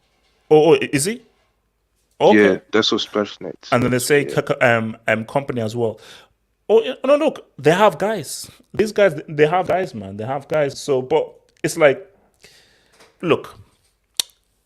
AJ, can I ask you a question? Go for it. Do you also believe, and this is like a general question, do you also believe that it's more like teams that have their players playing in their country, majority of their players playing in the country do better generally in the tournaments. Because How do you mean? How do you mean? because do you, for example, like you know how like Spain when they won the World Cup and all those trophies, majority of the Spanish team, national teams, they were playing for either Barcelona or Real Madrid, similar That's to similar to that's Germany. When they won the 2014, majority of the players were playing in the that's Bundesliga. that's rare because again, look at France in 2018. How many of those guys play in France? But also, people forget a lot of the France players played with each other youth level as well, growing up. Like people Yeah, forget, like a lot of the like a lot of did them come from the same similar area. did Mbappe and Pogba were not in the same youth team. Pogba and Giroud weren't in the same youth team. I don't think That's a good did point. did Kansé play for any of the youth guys or so forth. So my thing is Spain was unique because of how good Barcelona are, because you saw the greatest Barcelona side of all time. So the greatest Barcelona side of all time had mostly Spanish players who could translate. Like you say, Barca, Real Madrid. I think eight. From what I remember in 2010, apart from David Villa, Capdevilla, Casillas, and Ramos, everybody else was a Barca player, And Xavi Alonso, right? and Xabi Alonso. Yeah. So that is six. Six were Barca guys, five were not. So six. That's like more than half. So my thing is, and that was because Barca were so amazing. You're not able to do that if, let's say, the guys from your club can say what's up. Now, you could argue that, and here's a funny thing: Italy at the Euros, I believe pretty much that whole Italy team played in Italy, apart from Jorginho. I think Jorginho was the only guy who couldn't play. I think sorry, Jorginho and Verratti. Donnarumma hadn't moved to PSG, so I think it was only Verratti and Jorginho who were non-Serie A players. But you now look at what they did with North Macedonia, So my thing that doesn't matter because you know what I would say, the country. There's always that cultural thing that brings you together. So you don't even need to work on chemistry because no matter where we are, there's a Spanish way of playing, there's a Brazilian way of playing, there's a German way of playing, there's a Japanese way of playing, there's a Nigerian way of playing. There's just that understanding way of playing. But the issue though is Africa can't win this World Cup if you don't have exceptional talents. You just don't. Like the only and here's the thing though. People say Salah. Was Salah as good as Eto'o? No. No. Nah. HH, let me. Was Salah as good as Okocha? Nope. I don't think Salah was even as good as kind of Wanko or freaking Abedi Pele or Yeboah because these guys or freaking George Weah. So as good as Salah is, and Salah is damn good, he's not as good as some of the amazing African individuals that were there. So I think that even if Egypt qualify for the World Cup, what the hell is Salah going to do with a bunch of guys who play mostly in the Egyptian league? Not much, So The HH. yeah. So I think one thing that matters is also consistency in the team selection. Because like when Spain won the World Cup, right? A lot of their players were in that Spanish team in 2006, and then they played together in 2008 Euros, and then came to the World Cup. When Nigeria won the AFCON, for example, in 2013, the team for the World Cup was completely different, And so I think one thing that's important that we're missing out is the consistency in these African teams. Like right before the World Cup, even if a team is really good, and anything can just change in terms Well, of and also, Nisha, it's like, here's the thing. Like, now, I believe Egypt will qualify for the World Cup ahead of Senegal. That's just what I think. But if Senegal qualify, that's great. But my thing, though, is even if Senegal don't qualify for the World Cup, it's still been a successful example of consistency. They've kept faith with Aliou Cisse and so forth, and it's resulted in him winning Senegal's first ever major trophy. That's a success because they kept faith, and he finally delivered something that they've been craving for their entire existence. So my thing is, for Nigeria, I don't know whether Guavin is the right man manager. Let's see what happens on Tuesday. But Nigeria, you have to, my view, find the right Nigerian, not white, find the right Nigerian manager, Nigeria coach, and support him. And give him, because see, with Aliou Cisse, he has full control. 100% control. Okay, can I say Does the something? Nigerian manager do they have the full control Can I say from the something? NFF Not really. or no? Okay, Abdullah, what are you saying? I think you are right with Eguagon. I think for me, the problem is with the NFF and Amaju Pinnick. I think Eguagon for me is the right man to take us in terms of going forward. But Amaju Pinnick needs to give him the power to make decision, because I think most Nigerian managers right now under the NFF has been pressured by the NFF. They're not given chance to make their own certain decision. Even as much as bad as Genetro said it always, he said he always feel pressurized by the NFL president if he doesn't bring some certain players to the national team. Why? Because that is if you are making this kind of decision making, will not the last time when I have for NHH, it was under Okechukwu Okechi. May his perfect soul rest in peace. It was only man that the NFF did not pressurize at all. They gave him the chance to make a decision, and he made a better decision for us. And we won the AFCON. We need that from Amaju Pinnick. He is the NFF president. Give this manager their chance. Let them see if they fail, they fail. We know who to blame. But if you're sabotaging them and not making them make the right decision, we won't go forward. Let Eguavon make his right decision. We will know if actually he's the right man or not. It's annoying right now. Too much political sentiment is killing us in Africa. It is. All right, wait. No, it's just true. No, for me. And my thing is, Abdullahi, it's not. The sad reality is that it's not going to change anytime soon. That's just the sad reality. It ain't changing anytime soon, bro. Samson Lucy says the Nigerian team needs a serious prayer. Nigeria could lose in Abuja. We don't have a home ground. This game against Ghana was a disgrace. But look, see, guys, Tuesday anything can happen, and the fact that there are away goals, that's a whole new dynamic that I didn't even know exists, because right now I'm like, this could very easily be 1-1. And now what? So this game didn't give me any confidence ahead of Tuesday, because I have no confidence that, oh no, don't worry, when they get back at home, they'll... No, like, you've not earned any credits from me to say that, oh, yes, I have faith that once this game now goes back to once this game now goes back to Abuja. to Abuja, that's okay. I'm not Also, watching the Tuesday match. You know why? why? Mohamed Buhari is coming on Tuesday. It's game over. Oh, I am not watching. Buhari is coming on Tuesday to Abuja. Wait, I'm not. Buhari's going to be at the not watching. stadium? I'm not watching. Oh, Because you know that's how Nigeria lost to Tunisia. When Barry gave them their address, they went to go and lose. No, but I mean, Who is that? Who is that? I'm sorry, guys. I don't know. the president, Nigeria, the president of Nigeria. Basically, he's a jinx. Basically, like he's basically a jinx. That's crazy. The whole president is coming. Wow. Oh, no, but I mean, no, and that's why I'm so fearful for Tuesday, because there's going to be so much pressure on these guys. I don't know how they'll handle this pressure. If you're Ghana, this is the perfect scenario, because you're playing a team that has all the pressure. You can play without pressure, and sometimes it's good. It's really good to be like that's a away team. And also sometimes that whole thing of where the crowd is against you, that can actually G you up. That can actually help you to actually really even raise your game by being players at high level. You're like, okay, no, let's actually be the villains and really let's try and ruin their dreams in front of them. But guys, just be very real here, like guys. I can definitely see a scenario Cole, are you telling me that you can't see a scenario where Ghana can go in there and beat Nigeria, or get a 1-1 draw? No, or 2-2 draw? I can see. Listen, right? I can see Ghana getting a convincing win, in Nigeria, but I don't think it will be. I will take the 3 goals back. I think it might be just maybe a 1-1 draw or maybe a 1-0 Ghana win. That's how I see it. You understand? Because Ghana is a 1-goal project. We're not. We can't score 4 goals. We can't score 6 goals. The only time we scored 6 goals was Asamoah Gyan was actually playing in the team, and we played against Egypt in Kumasi. That's the only time we scored more than 1 goal.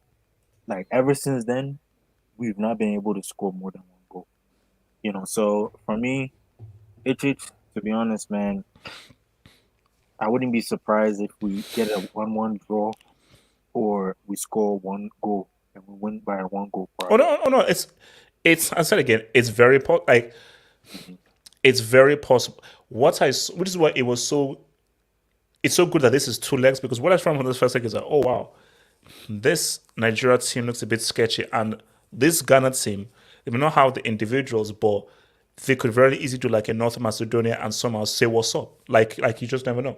Okay, so before we get out of here, let me just hit this door business. Adar3 says, if 4 North African teams make it, that's a big L for the rest of Africa. By the way, the NFF needs a restructure, whatever happens on Tuesday. Now, before I read the second part, first part is, I wouldn't be surprised if all 4 go through, because for me, I believe Morocco are going through 100% because they're playing at home. I believe Algeria are going through because they're playing at home in Algeria. Egypt, Senegal can go either way, but for sure Algeria, for sure Morocco, for sure Tunisia, because they all have their second leg at the crib. Egypt, Senegal could go either way, but I think Egypt's edge, because I already said before that because Senegal won the AFCON, I think Egypt will then win this one of going into the World Cup. Second part of your whole thing is it's not going to happen.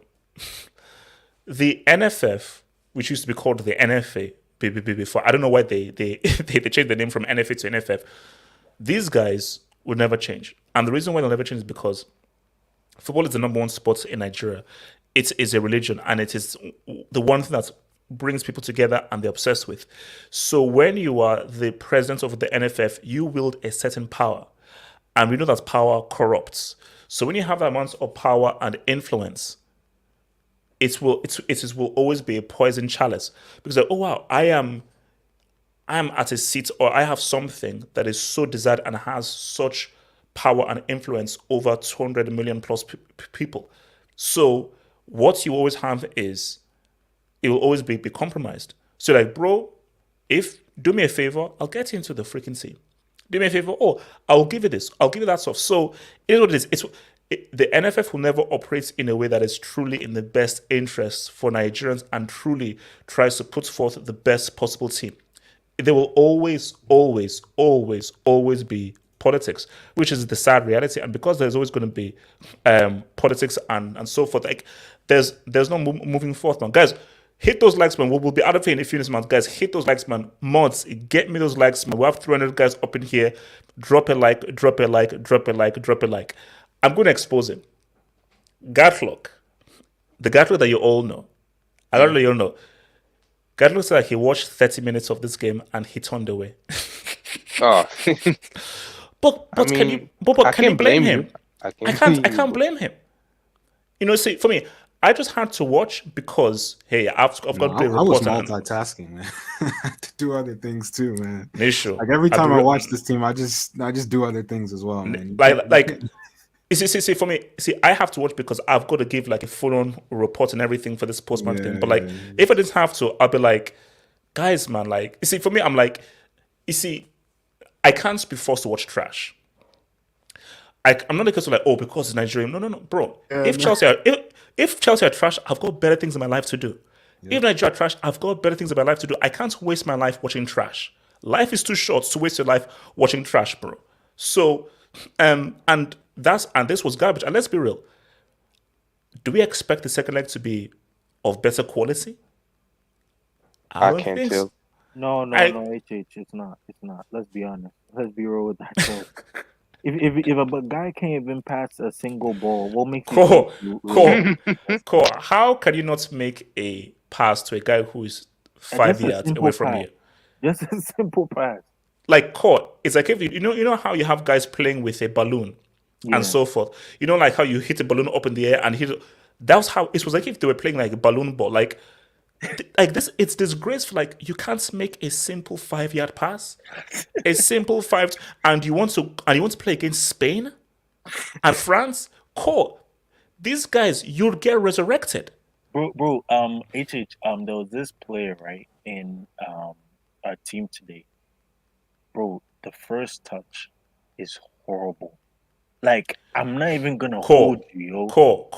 Like, I'm saying right now, Jordan Ayew, I believe, is the worst professional football player I've ever seen in my life. I agree. And for me, from the Brick Academy, please. No. He's a scholar. Because basically, is he worse than Timo Werner? Yes. Yeah. You see, because my thing is that I've got like a triumvirate, which is Werner, Neong, and now Jordan Ayew. Werner is stupid.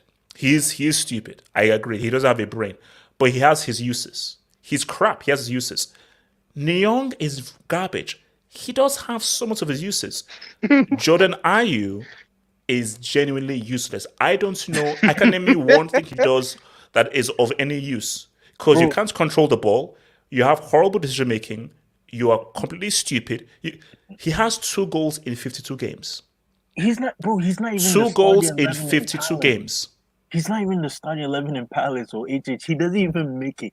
Eze and the other boy, Elise ahead of him. Like, bro, but he still gets no. But my thing is, that is why you have to talk to your Ghanaian brothers about and say that. How does this guy keep on getting games? Yeah. I don't understand.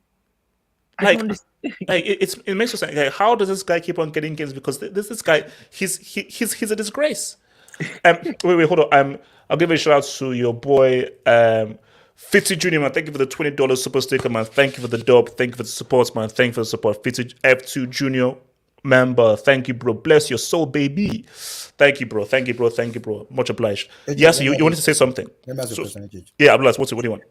Yeah. Go ahead, Abdullah. Go ahead. Going into the second leg, if you want to play 4-4-2, who will you start? Give me your lineup for the second leg. The whole lineup or just the... So, okay. If you want to start like a 4-4-2, so, all right, so you have Uzoho, he has to play. It is what it is. So, obviously, the force picks itself. Sanusi. Although, I did like that guy that came on for... Bassi. He was good, but... He plays for Glasgow Rangers. Look, Rangers, with all due respect, but look, that's a separate topic. So Sanusi, Olaina, Oyibo Wall in the center.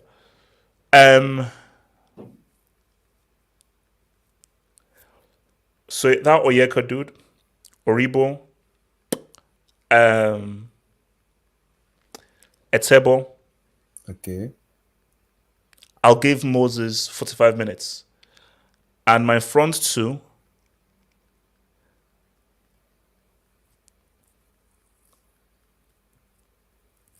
you know what? I'll roll with Kelechi again.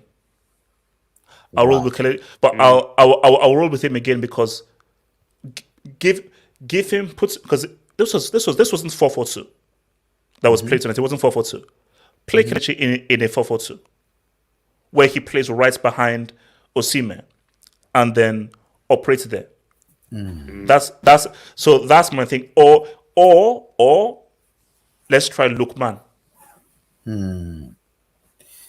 Because this match, when I watch this match, what we miss in this match is a big black. Someone that can beat player 1v1. And in this thing, we only have 2 players. That's supposed to be Moses Simon, but he played like trash. That's supposed to be him. You need to go and watch that guy. His name is Akokumi Amau. That guy is who does he play for? He plays for Copenhagen. That guy is a baller. That is the guy I wanted to see today. At least give him 10 minutes. His name is Akekumi Amahu.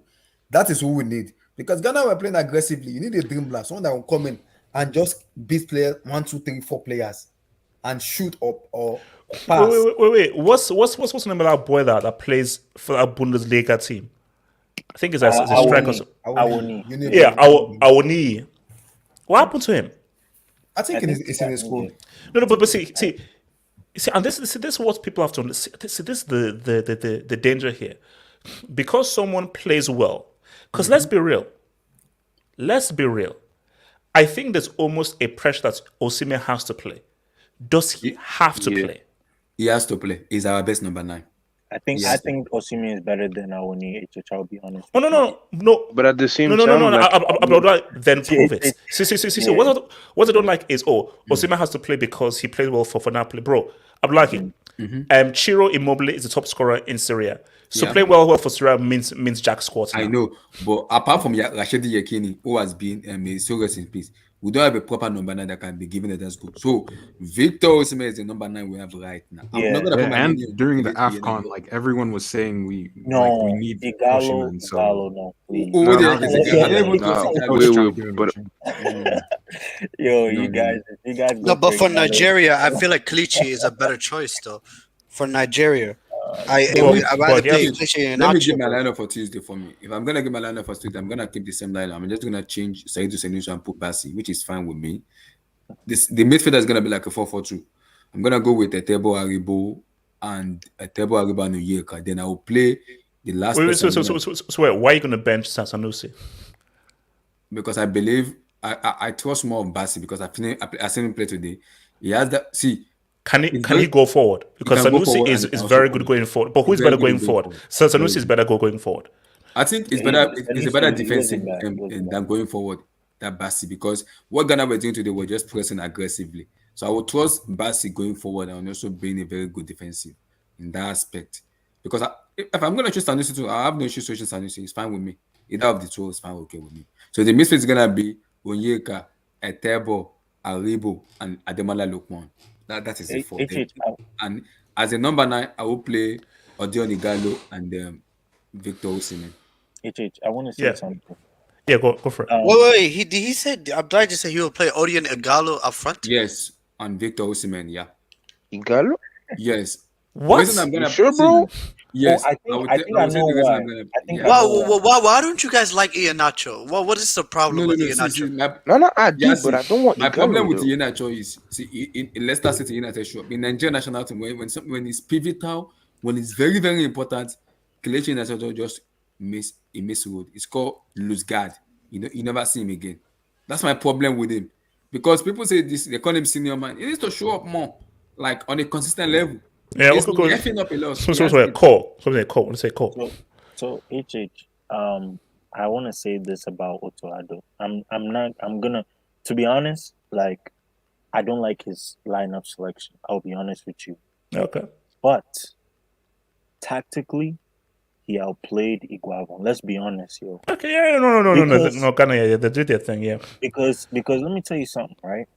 I thought that when I saw that lineup, I thought what he was gonna do was he was gonna play a back 4, but he wasn't even playing a back 4. He was playing a back 3, and then he would play 5 midfielders. 5 players in the midfield area. So that's why you saw players like Dennis Odoi, Gideon Mensah. They were pushing more high up, and they were getting the ball because the thing is when you bring those players up the field, right?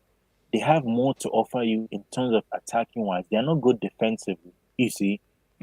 So I was so happy with what Otoado did. Like in terms of the tactics wise, I was like, wow, like I think he totally outclassed them.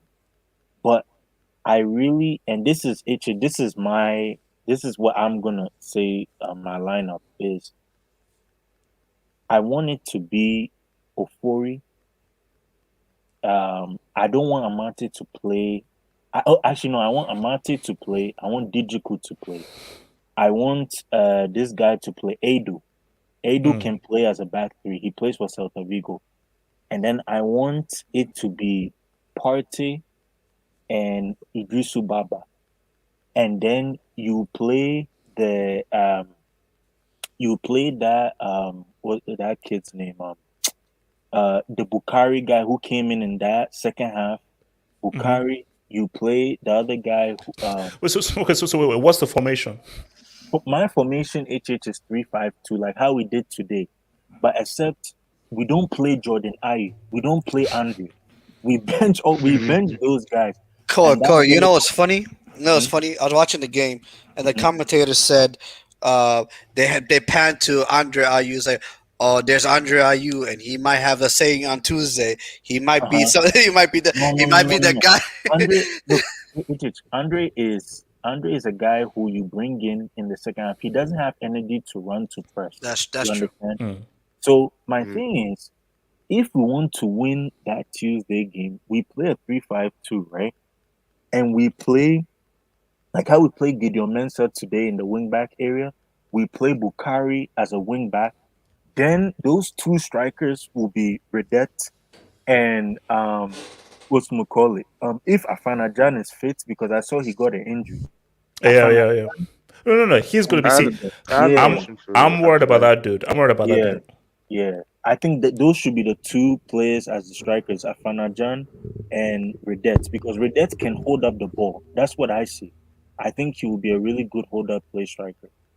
Barry, what say? Yeah, Abdullah. So you said that you want Igalo, but did you say you want Igalo because you want him as a target man? Then you want Osimhen to run God bless off him. him. Exactly. God No, bless but if it's at the same, if it's a target man, why are you playing him with Osimhen? I'm gonna take the reason. If he said Igalo and Iheanacho, I'm like, you know what? That makes sense. But if it's him and Osimhen, Igalo and Victor Osimhen, because of the way the Ghana manager plays, playing a 3-5-2. What Ghana did, you know what they did? I will tell you what they did today. 3 players on Victor Osimhen, take him out of the game, because that's what Ghana did. Take Osimhen out, leave the rest of the game. Can't do anything. But Once he you had support. Victor Osimhen out of the game, is over. That's why I'm gonna play Igalo, because all eyes will be on Osimhen. It's free up Igalo, and it's gonna be the one. I'm like, who was the clown who missed a 1v1 against Argentina in the 2018 World Cup? So I'm like, so you're saying to me that you believe that Igalo will be free and he'll be able to deliver and be clinical? Come on, bro. Come on, bro. No, because I'm like, Igalo shouldn't even be in this freaking squad. I know. But the thing is, I think he's saying like, who does he even play for? Does he play in like Saudi Arabia? Yeah. Saudi Arabia. Yeah, the team we played in the Club World Cup. Or Hilal, yeah. Oh, he played against Chelsea. I remember. Please, but what you saying?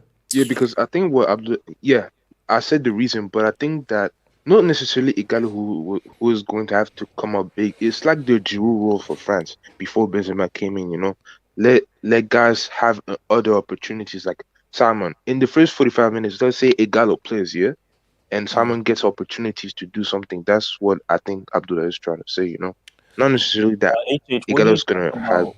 What do you think about Dennis Odoi today? How did you see him, the Ghana team? No, you said, you mean Dennis Odoi specifically? Yeah, the fullback who was playing for Ghana. He was playing as like a back three. Oh yeah, no, because I think they said that. I think he played for Belgium. He used to play. Belgium. He played one cup for Belgium like 10 years ago.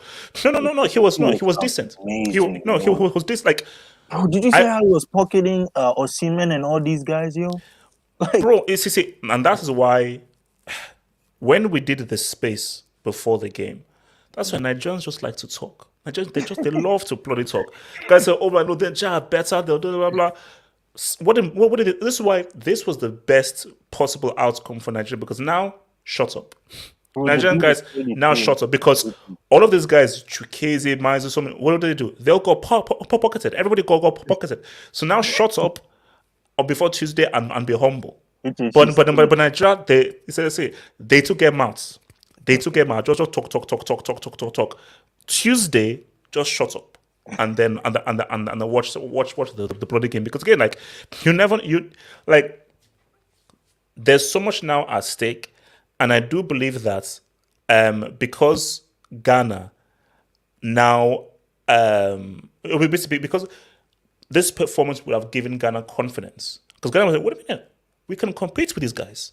Like, these guys are not, bro, compare what you said before the space and when we did the halftime space. No confidence before this. But then at halftime you're like, oh no, we're gonna beat you guys 1-0. We're gonna beat you. Yeah. So it's like what's why I say to you guys that all this talk means nothing. All that matters is when the referee. That's why I don't even like to talk too much. That's why I don't even like having previews, because nobody can predict games.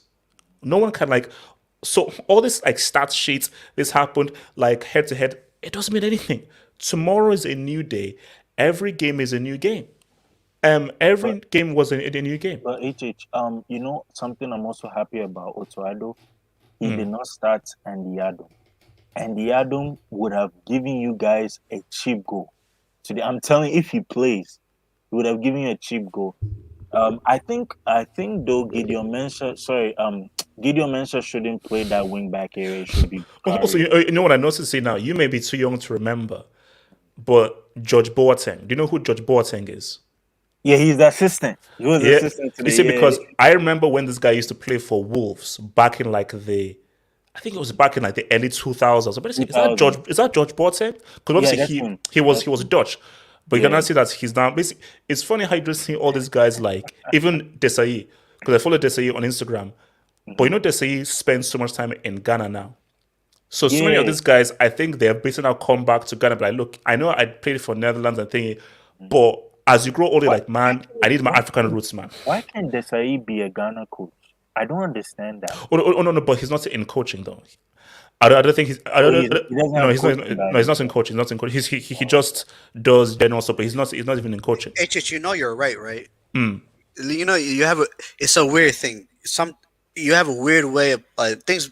Things happen in football that proves you're right all the time, How? and it's weird. You know one thing that like I realize is a lot of these players that play for their club football, they're fantastic. When it comes to the World Cup qualifiers or the international stage, completely different. HH. Yeah.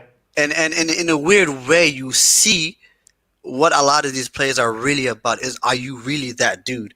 And you see it. And some people, when you take them out of the comfort zone, you see for what they really are. HH.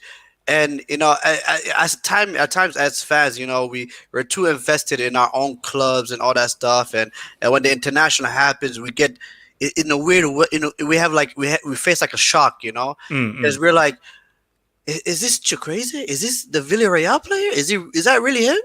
Like, what do you know? But because international football is different, which is why you always have to respect homeboy. You know, this guy, there was no difference. Club thingy and so forth. Homeboy was the same. But you know what I always say? I have more respect for guys who step up internationally. See, a guy I always respected there's this guy, Patrick Mboma, who played for Cameroon. Club wise, every time the guy played for Cameroon, this guy was always money. Another dude, bro, tell me what's Closer ever did in his club career. Nothing. But I bro, don't remember. Yeah. when he played for Germany, the guy always delivered. And he's a World Cup top scorer. Forlan, bro, like Forlan can literally, that can set him in history. What he did in our World Cup in 2010, who cares what he did for United, Atletico Madrid? What he did in 2010, I was like, wow, that is what you call carrying a team. we do always say, like, bro, Messi and Cristiano have not done what Forlan did in 2010. Yeah. They haven't. HH, and it's like you can be so good and you can be so amazing, but it's like when it comes to the international level, That's it the is thing. so different. HH, like And also because, see, the World Cup, see, here's the thing though. We love the Champions League. We love the Premier League, everything. The World Cup is a showpiece event. Like, because that's the, bro, do you think Stephen A. Smith watches the Champions League? Do you think Skip Bayless watches the Champions League? Stephen A. Smith knows about the World Cup.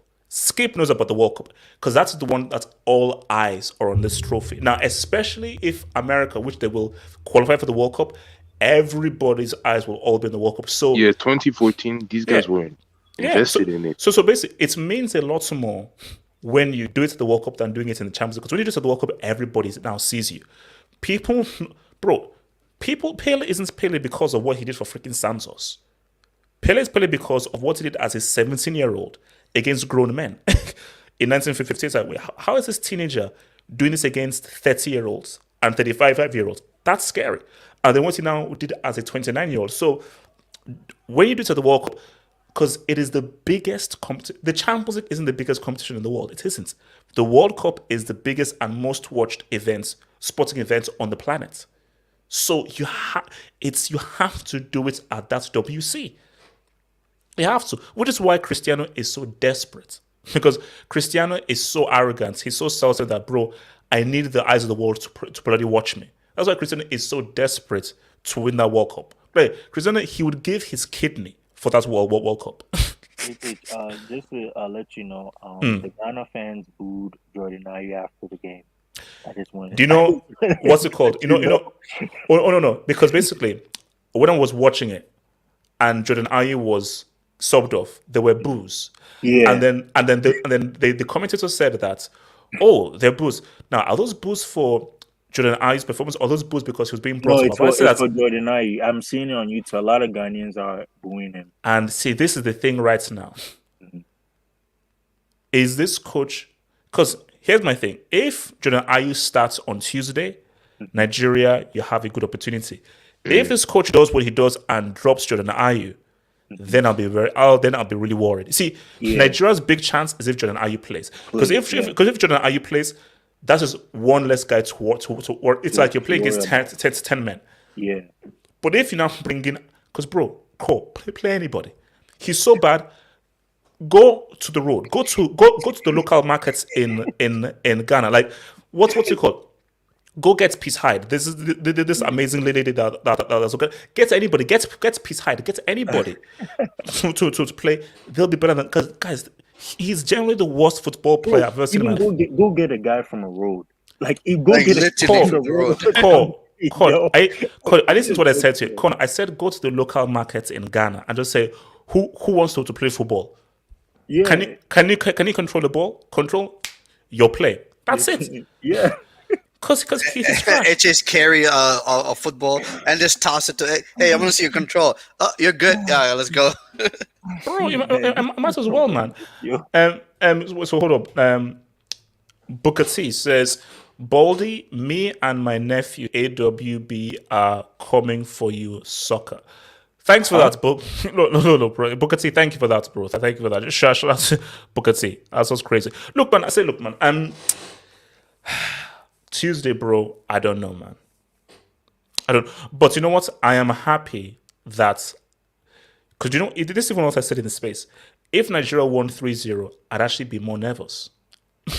Or if let's say Nigeria won 2-0 and Nigeria totally outplayed Ghana, I'd be more nervous. So now, because Nigeria were not so good and there are many issues, Nigeria can't be overconfident. It can be a blessing in disguise, you know. It's a blessing in disguise, bro.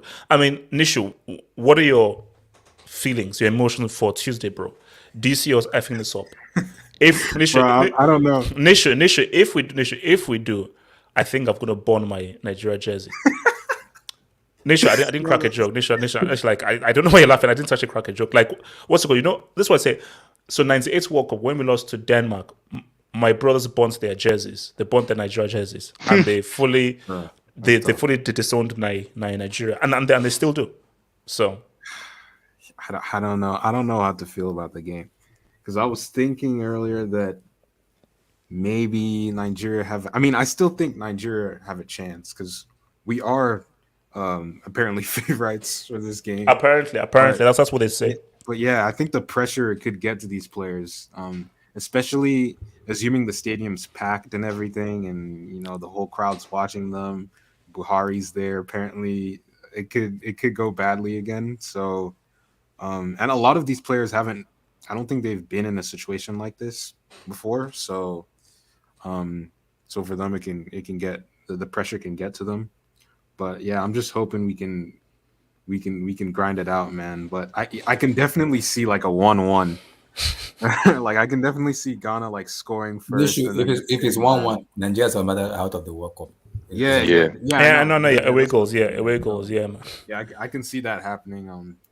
Yeah, I'm just hoping that we can pull through. No, but consistency. My thing though is that even if Nigeria qualify, Nisha, you know what, guys? Don't have really any kind of confidence. No, guys. I'll be real with you, bro. What's it called? Last World Cup, no African team made it through the groups. Dude. See, here's my thing about here's my defense with African teams now. I feel like the entire level of international football has sort of fallen.